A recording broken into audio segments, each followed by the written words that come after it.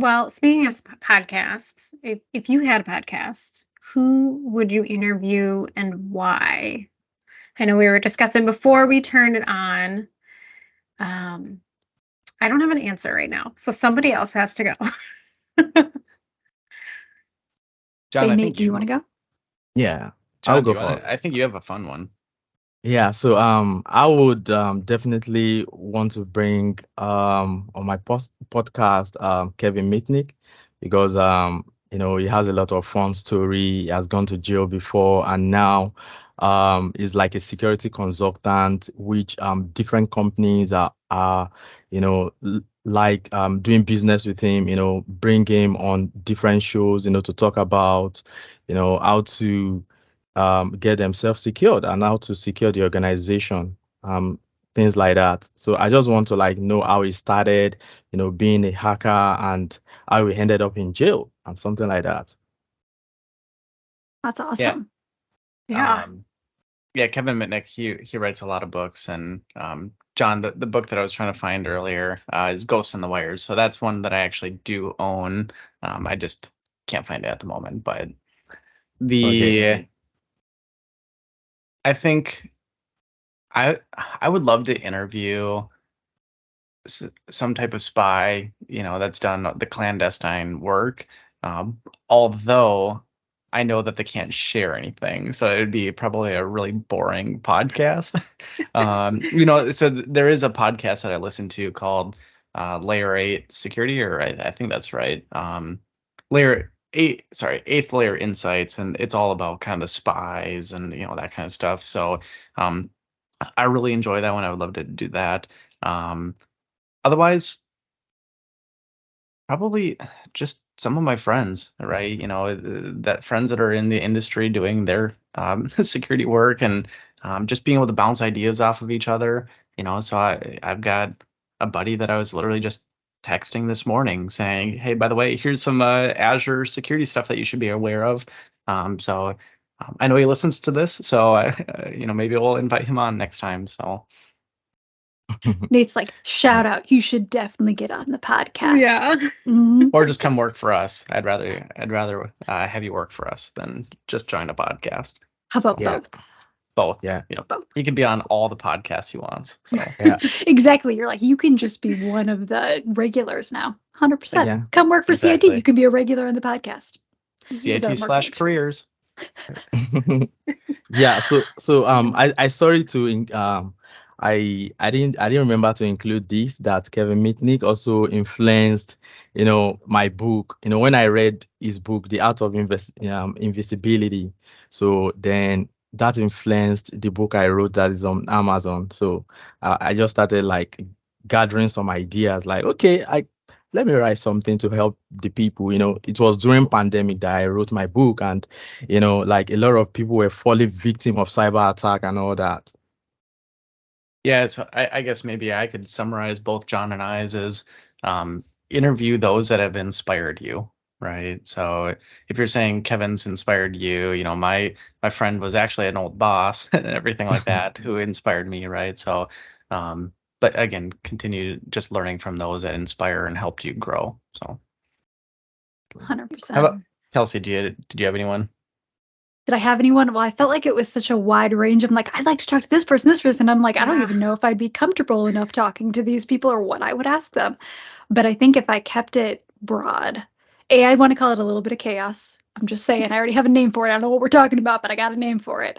But I think I'd really like to just talk to different creatives, regardless of the field. I think that would be so interesting to just talk to somebody completely different every single day. Because those are the type of podcasts I like to listen to. Is I was like, this doesn't have to do with my day to day necessarily, but it does cause me to look at things differently and go, oh, hey, there's no reason why I have to be doing it that way. Or, you get those really interesting life stories of them going, this was the moment when I decided this is what was important to me. So that's my kind of North Star. I was like, oh, interesting. I'm like, you have such a life purpose that I don't always feel like I have. So I'm like, that would be essentially the like chaos of it all, of being like, hey, this is our excuse to talk about anything within the realm of, do you feel like you're creative? Because everybody is.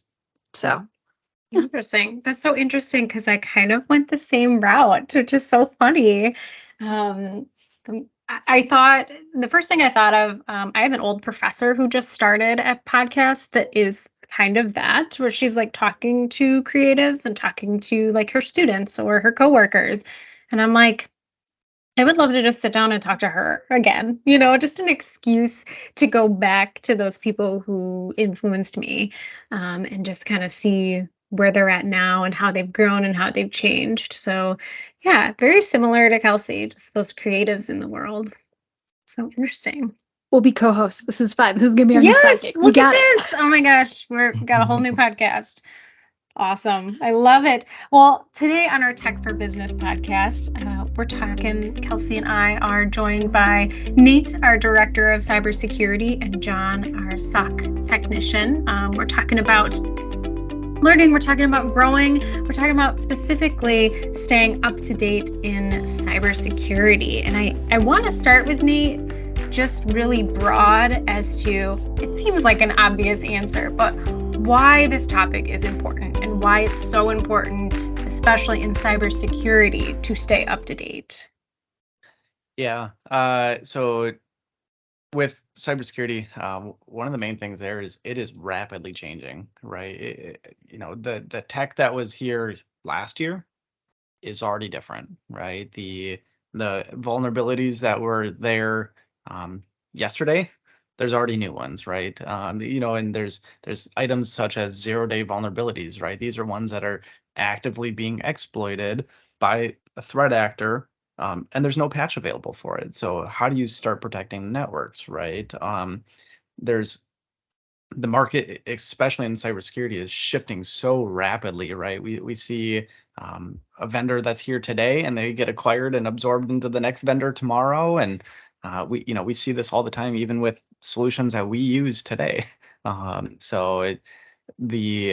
It's just rapidly changing, and so that's one of the reasons why I love it. Is it is not a stale or stagnant environment.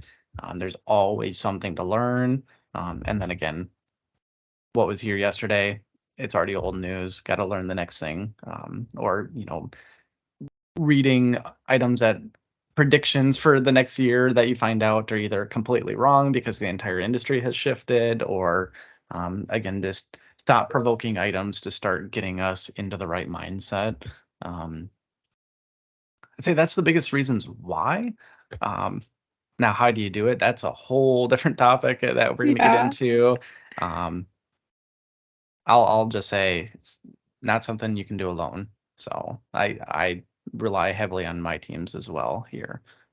So, John, maybe, do you want to start just with some of the basic things that you're doing today to try and keep yourself up to date? And, I can talk a little bit about what I'm doing. And, I think what we'll find out is everyone has a slightly different approach that works for them. Yeah.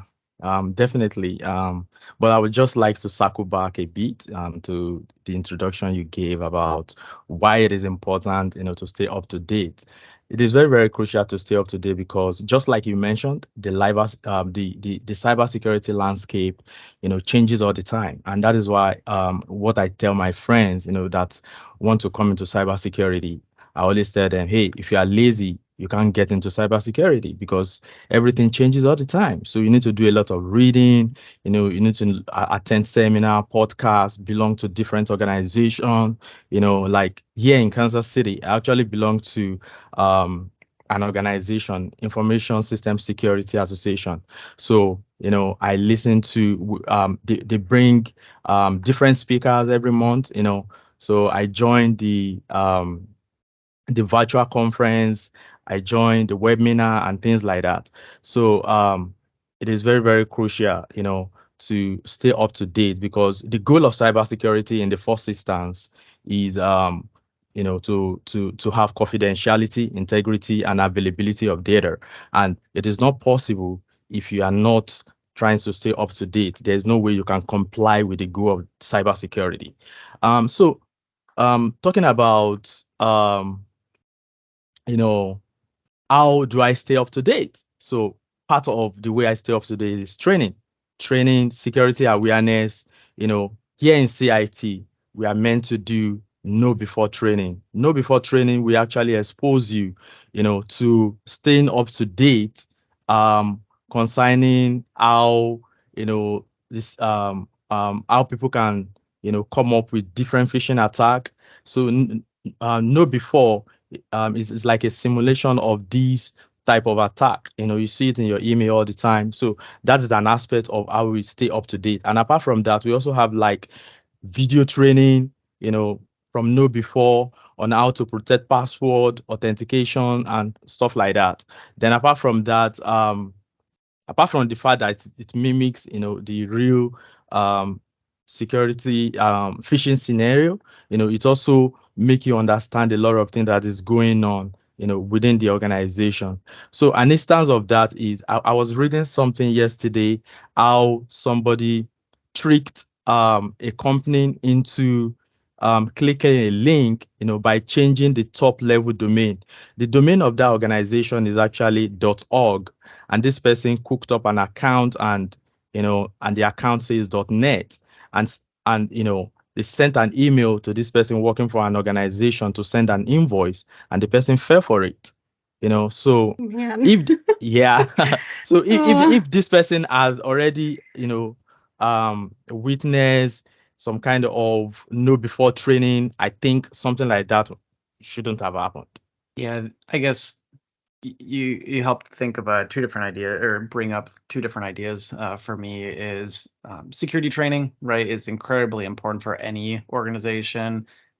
So if you take a look at the kind of the global metrics, or United States or so, I should say, is on average an organization, depending on the industry, right? So for example, technology tends to be a little bit lower, manufacturing tends to be a little bit higher on the percentage of people that fall for phishing emails.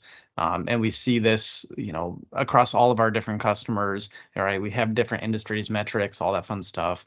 But typically it's between, I'm going to say, just 15 to 35% percent of people that fail when you first start a security training initiative. And then after about a year, we tend to see that drop below 10%, down into the threes, the fives. So the regular testing is incredibly important. Here at CIT, we test employees all the time. Awesome. They probably get annoyed at it, but rather than doing the compliance checkbox saying, "Did you do this annually?" Here at CIT, we do it at minimum of weekly, right? And we do see the fruit that comes from those initiatives. Our scores are dramatically low, which is phenomenal here. We we put a lot of training in, and it does pay off.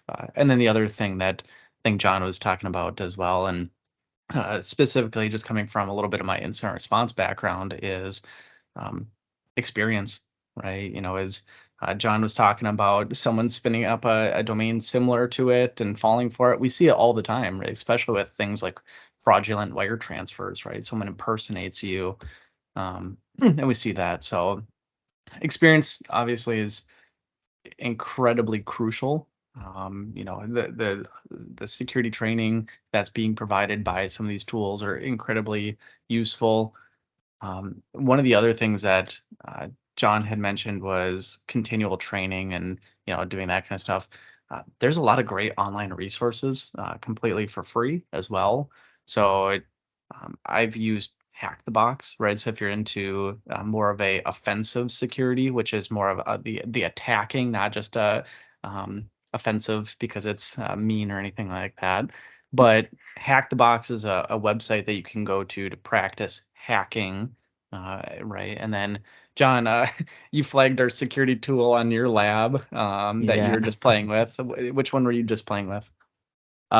So I was playing with Blue Team Labs. It has a lot of attack scenarios, that you can come up with, just do the investigation and being able to like write a report about it. Then there's also Over the Wire game. So that is actually a game that teaches the Linux operating system, and a bunch of commands, under the Linux operating system. So if you get to a certain level, it will tell you to look for a password, to crack a password to enter the next level.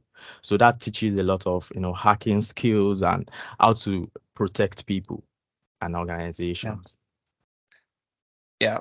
So there you go. There's a red team or offensive or attacking lab. We also have that blue team, defensive, lab that we also mentioned there. So there's two different routes if you're interested there.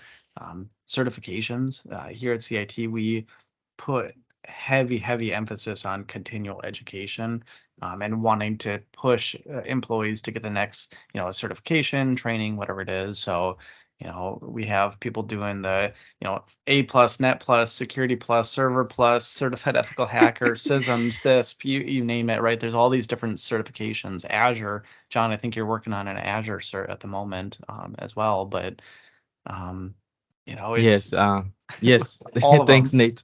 Yeah. So, and thank you, Nate, for the mentorship program you introduced us to, the CISSP mentorship program, the FR Secure.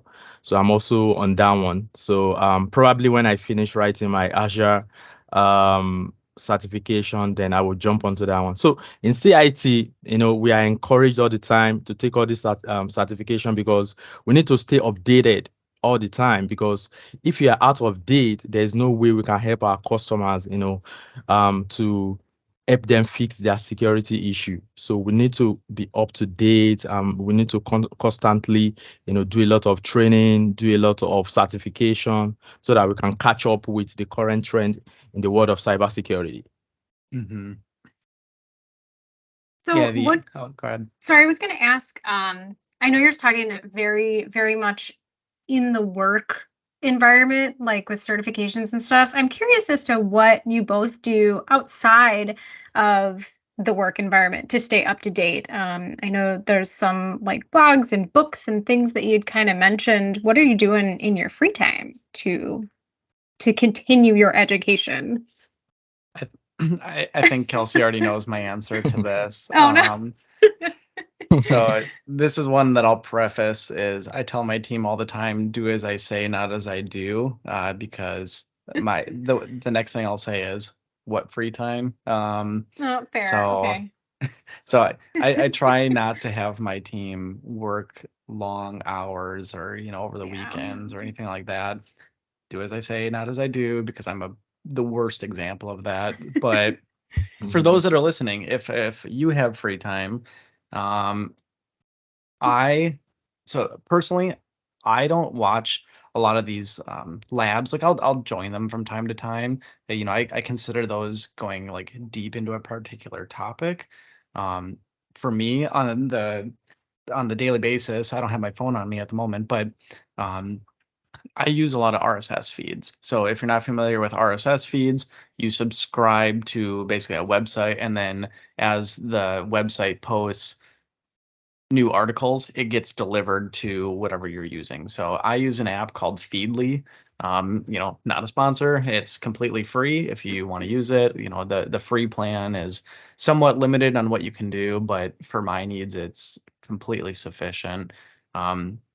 Within there, I break it into 3 different categories. I have an alerts section. So what are some of the critical alerts that are coming in? So items such as CISA, they are a government entity that puts out new alerts saying new vulnerable, systems, everything, or the ones that are known to be exploitable. I have a whole section called blogs. And so just as people are writing different blog posts, less newsy, then I have a whole section to that. I took a picture of it earlier, but things like CSO online, dark reading, health IT security, Krebs on security, Schneier on security, and all of them have security, I guess. The CyberWire, right? And then I have a whole section regarding news, and so things like bleeping computer is one of them. But I probably have 40 or 50 different news sources that are all coming in. And, if I have 2 minutes, 3 minutes, whatever, I'll just open up my Feedly app, take a look at the top trending things, and because I have coverage on so many different websites, oftentimes if something is critical or emerging, you'll see that there's 4 articles about the similar thing, so it quickly bubbles up to the top. So I can do that, and then after I start getting through all the most critical or kind of the trending stuff, then I can flip over to all and look at all the posts that have come through. That's probably the best way that I know of. And then as I'm just, mowing the lawn or whatever it is, shoveling, because it seems like we just continually get snow here in Minnesota. I listen to a lot of podcasts as well. So a couple of the big ones that I listen to, I already talked about the Eighth Layer Insights, more on the spy kind of side. But there's a CISO podcast. There's Darknet Diaries, which is more of a storytelling, phenomenal podcast if you haven't listened to it.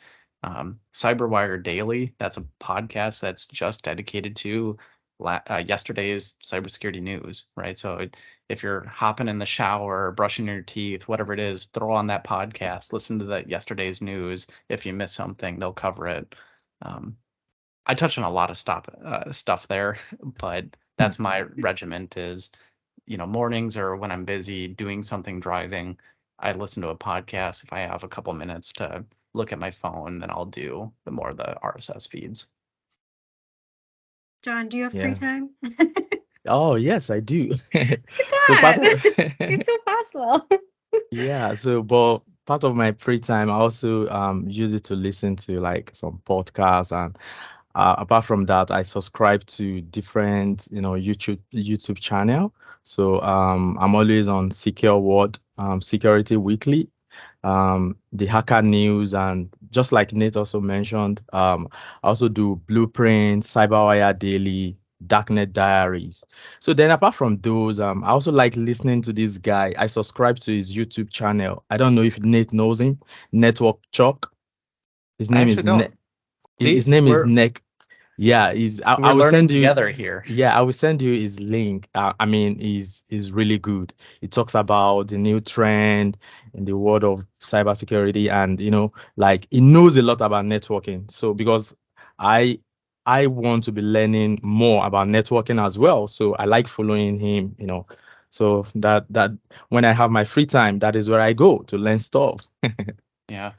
So, yeah, one thing that I was going to touch on earlier that I didn't was utilizing our own teams and staff here at CIT, right? So, we've got a lot of really, really smart security people here, and even just smart techs in general that, happen to read the news while I'm eating lunch and send me an article or something, right, to help continue educating me. I know that I don't know everything, and I know that I'm not going to be able to read everything at any given point. So if there is something really important, like again, John mentioning some of his favorite YouTube channels, is sharing it, right? He just mentioned one that I've never heard of before. So one that I'm sure a lot of people have heard of, at least if you're in the security industry. Again, continuing the YouTube topic is John Hammond. I try and watch a lot of John Hammond. He is one of the smartest offensive security guys that is public that I know of. He's always posting new things. I think I literally just had one pulled up right before this as I was getting ready to eat lunch. It was all about how to test your EDR solutions with third-party testing, essentially, right? How do you ensure that the investments that you put in place are successful? And so that's something that, CIT has done, but it's also something that he's trying to educate others on as well. So, and then I guess one other YouTube channel while I'm on the topic is 13 Cubed. So it's a far less known YouTube channel, but it's heavy, heavy, heavy on forensics. So, Yeah. what are the inner workings of Windows file system and how it keeps track of time and updates, the date updated, right? Or date modified or date created fields, because there's nuances between all that. That YouTube channel digs into that. So if anyone's looking for some good nighttime listening, put you to sleep, that's probably one of them for you. New bedtime stories, which I really quickly want to go. We got a huge laundry list of going. All this is great. So for anybody listening, we will get the links from these two and put them into the podcast. So if you were trying to go, hey, wait, go back, pause it, we'll get there 100% because that's what my brain just did. Is I was like, I'm never going to remember all of these, but they all sound fabulous.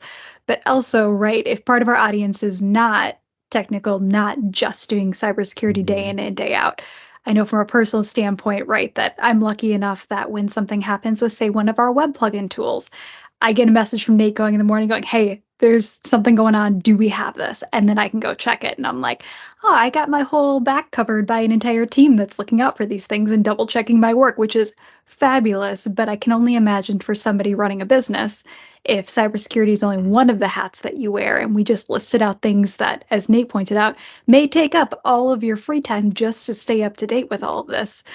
How would you, and granted, it sounds like I'm totally leading into a sales pitch of going, work with CIT, which, spoilers, is one of the answers. But is that kind of the best way if you're running a small to medium business, is to find a cybersecurity partner?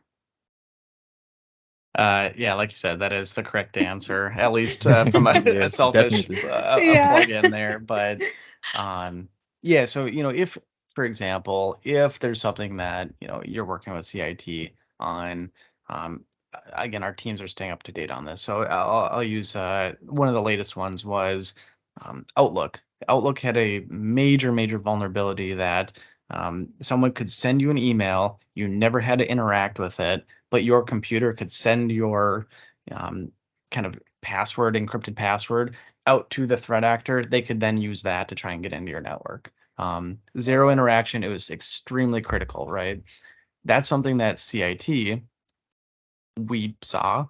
We put in custom scripts to remediate it on our customers' behalves.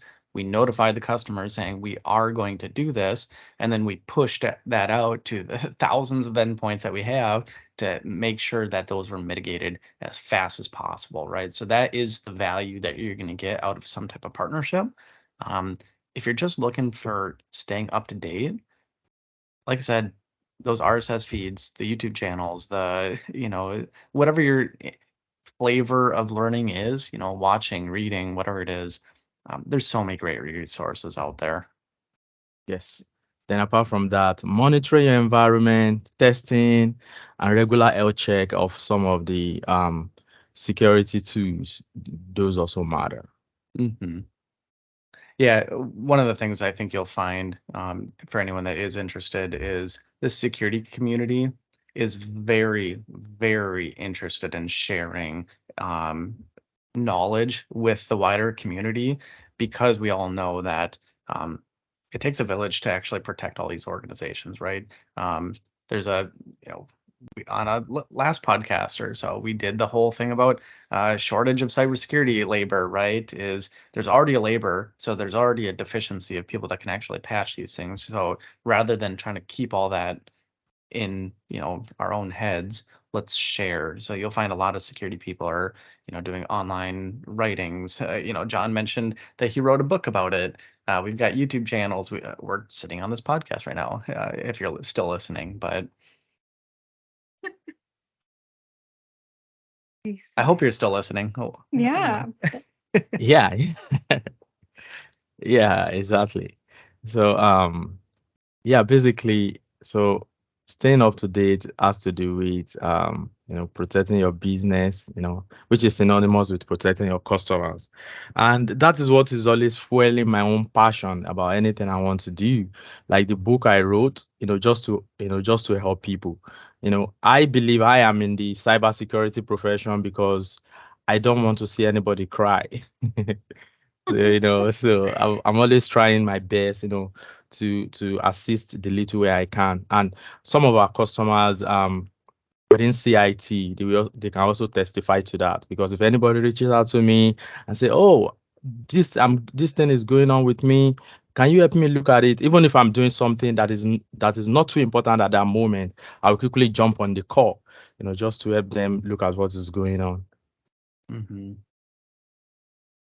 And as we kind of wrap up here, if there's any kind of closing thoughts, anything you want to share, anything, if somebody's listening to this podcast and they're feeling like overwhelmed, or they're feeling like I am so behind, any practical do this today advice that you could maybe give them?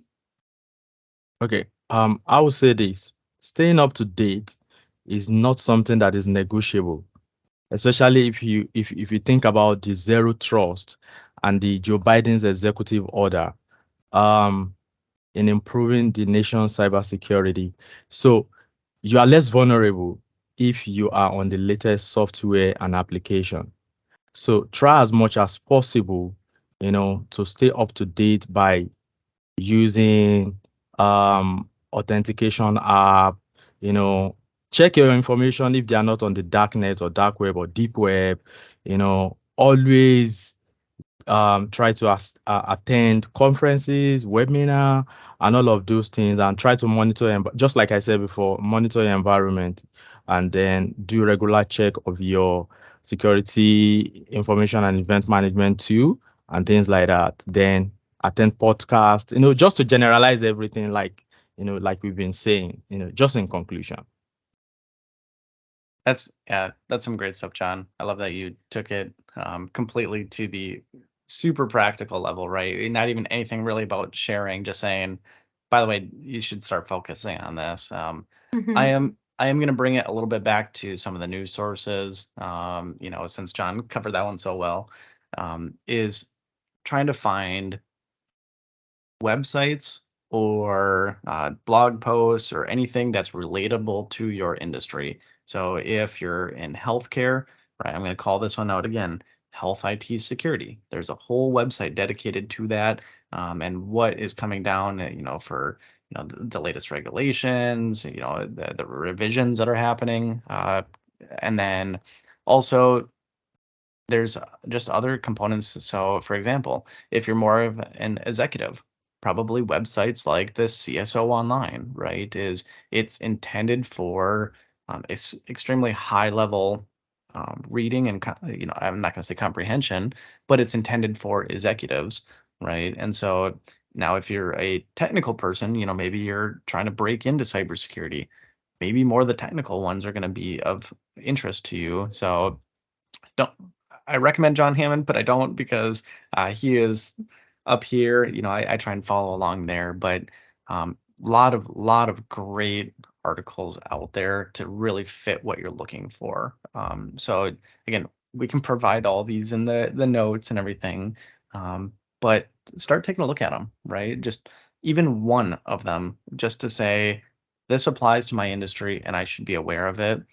Maybe you bookmark it and look at it at lunch or something, right? But if you want to get completely flooded with articles, then I would say take a look at something like the RSS feeds or some other way to gather data from a lot of different sources. And then at that point, you'll start really seeing a comprehensive coverage of the entire industry, not just specific to you. Perfect. Well, and then work with Nate. CIT. So. Yeah, first. Yeah, I was going to say, if you need anything, feel free to reach out to us. We can get you in contact with both of these people, or anyone else that you're interested in speaking to, and just getting some information. We're always here to help. So thank you, Nate. Thank you, John, for joining us today.